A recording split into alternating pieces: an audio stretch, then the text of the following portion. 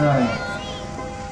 20 บาทเนาะเริ่มเงิน20 บาทแต่ว่าเป็นเงินเล่าเข้าหา1,400เนาะอันนี้เพราะว่าจะแม่เนาะบอกทั้งเล่าแล้วบอกทั้งไทยข่าวว่าก็ถือเฉพาะเขาไปเรื่องพี่น้องด้วยเนาะบอกผู้ข่าวเขาไปทั้งไทยหน้าช่วงโพธาเนาะหอยข้อกะ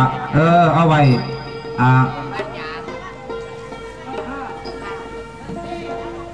ไม่ออกเกิดวันยังไม่ออกวันศุกร์โอ้ยสนุกสนานเนาะ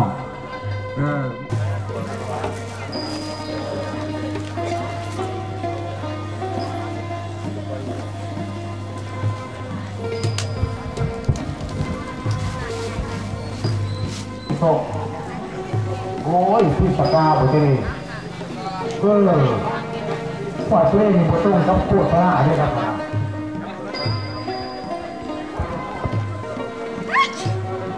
อะไรบัวยางนะก็ไม่ออกบัวอะไรแล้วเนี่ยผมมีกี่เกศเนาะ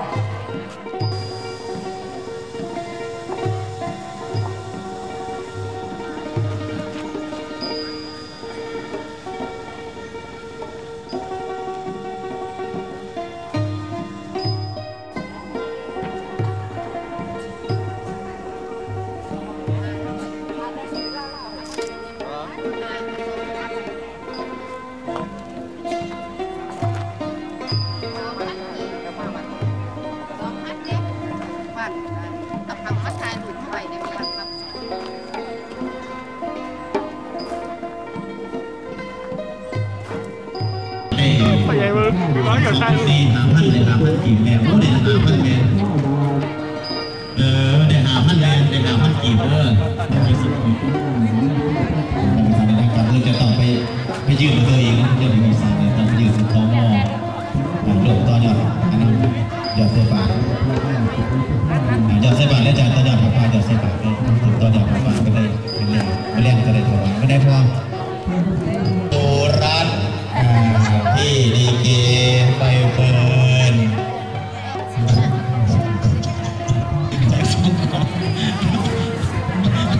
ยาวนี่นักเนี่ยเอาไม่ว่าเดี๋ยวไปถามเมียนเลยเดี๋ยวไปหลวมเมียนอยู่นะเกสาวบัดไปเฟิร์นยังนี่โอ้สยามมาใส่ซ่อมซะสยามนี่มันต้องนักกว่านั้นเป็นสยามแต่ยามสมิงเซฟได้ยามมันโบนัสสาธุ500 บาทเพื่ออนุโมทนาทำบุญ2 กอง 3 กองไม่เห็นว่าอะไรนั่นมีเรื่องเอกสารฮะจุดมาได้เอกสารใหญ่หายมือจะต้องไปยืดอีกหายตั้งแต่ใหญ่หายแล้วมีดีกว่าอะไร2 ท่านเอกสารได้2 ท่านคือได้ตั้งบ้านดินสังสนาได้จตุพรจารีรัตน์เอกสารแม่สุภลักษณ์แม่ดินบรรณามาบอสังสนาแม่สุภลักษณ์รอแสงแม่ดินมาบอเดี๋ยวมันชิมมันไปยืนในตัวอย่างก่อนนะเอกสาร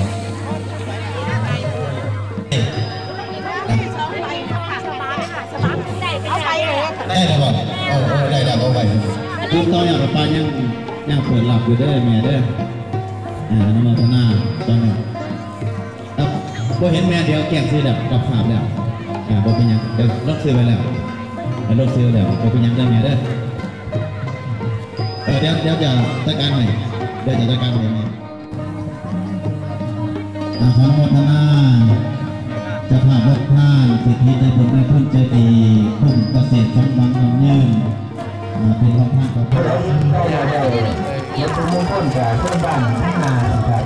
ทานใส่แขววันอย่างนี้ตั้งแขวเป็นมือเก่าเป็นซ้ำแต่ว่าที่ตะกูสตาร์ทของเราเป็นท่าเผาห้องนั้นคุณหาที่เผาหมาหาเพิ่มมือเราเคยเห็นเคยได้เพิ่มถึงเป็นเสียมาเป็นเอาให้ถึงของมือ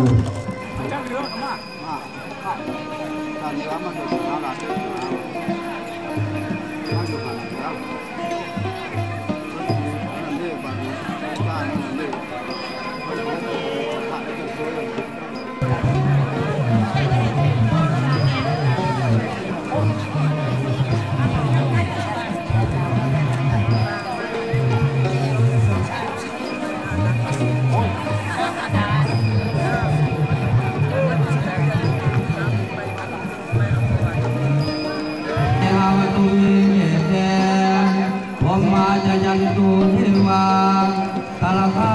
สเมยาคาคัตตปนาคาติทัตตาสัจเกยังมุนิวาลวัจนาคาตุเมสุนันตัวเอวาเทวินตปนาโพตาลิโตทาลกาสกาจันเตหะมัเตมิปาเตมิตาตวันติพุทโธเทวตาขามเจ้าตะกอประกาศลาชนาปังวงวางสุราลิสุมหิสัพพังเมืองเสือเมืองประสงเมืองเรืองเอกอยู่สถิตทุกสถานบุญมีมานเป็นตรีดีไว้ร้องของบุญบานทางทุกลานยะตาธรรมตาวันกโรยังป่าตันตาธรรมตาวันกโรยังป่าตันตา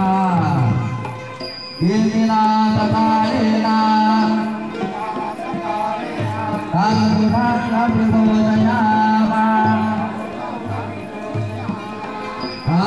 หังพระปาสัพพโตปะคะวัง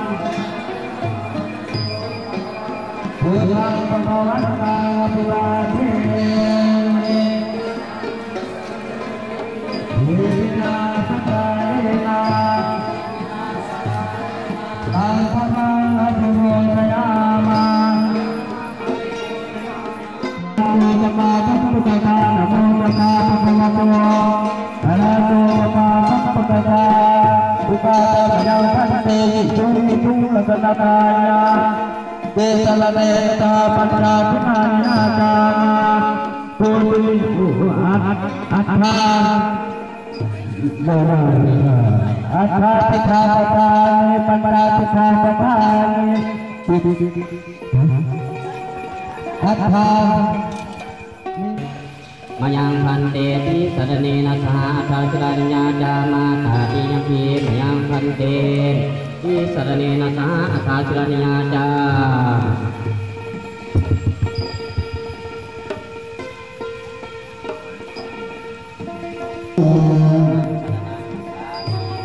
สังฆังสรณังคัจฉามิทุติยัมปิพุทธังสรณังทุติยัมปิธัมมังสรณังคัจฉามิทุติยัมปิสังฆังสรณังคัจฉามิปิยปิสังฆังสรณังคัจฉามิตาตุยัมปิพุทธังสรณังคัจฉามิปิยปิภิพังสรณังคัจฉามิตาตุยัมปิธัมมังสรณังคัจฉามิปิยปิธัมมังสรณังคัจฉามิ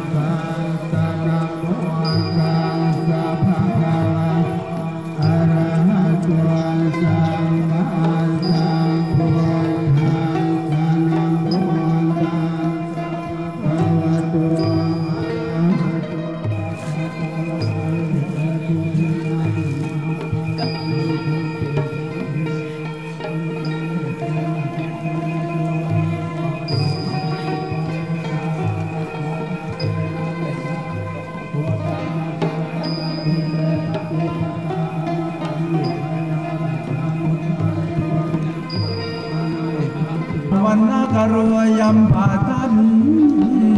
ตา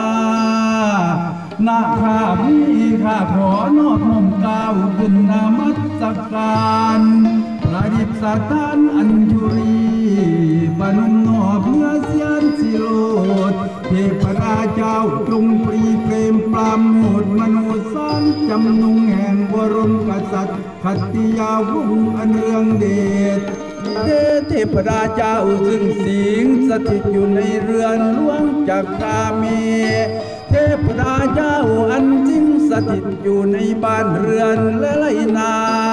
ภูมาเทพราเจ้าอันสิงสถิตอยู่ในพื้นภูมิแผ่นดินเอโหตุสัพพะโทมิญาพุทธาโลกัมปิมาหันเตธรรมหันโลภาวังภาวันตุญาวาสะ